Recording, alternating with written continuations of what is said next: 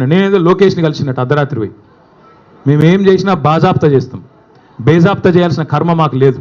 అయినా నాకు తెలియక అడుగుతా, లోకేష్ ఏమన్నా నీ లెక్క అంతర్రాష్ట్ర దొంగనా? లోకేష్ ఏమన్నా నీ లెక్క సంచులు మోసినోడా? లోకేష్ ఏమన్నా నీ లెక్క చదువు రానోడా?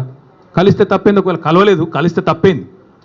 అయినా నాకు తెలియక ఇంకో మాట అడుగుతా, పక్క రాష్ట్ర మంత్రి యువకుడు, నాతో డెఫినెట్గా సత్సంబంధాలు ఉన్నాయి, ఇద్దరం కూడా ఫ్రెండ్లీగా ఉంటాము, కలవలేదు కానీ కలిస్తే తప్పేంది? నాకు తెలియక అడుగుతా.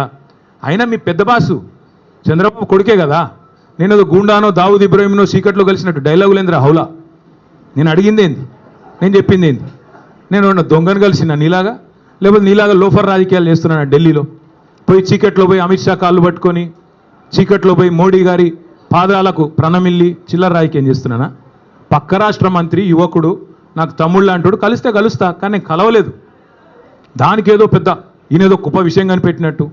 అయినా నాకు తెలియక అడుగుతా, పాలన గురించి తెలుసుకోవాలంటే మమ్మల్నే కలుస్తారు బీఆర్ఎస్లను, దోపిడీ గురించి తెలుసుకోవాలంటే నిన్ను కలుస్తారు.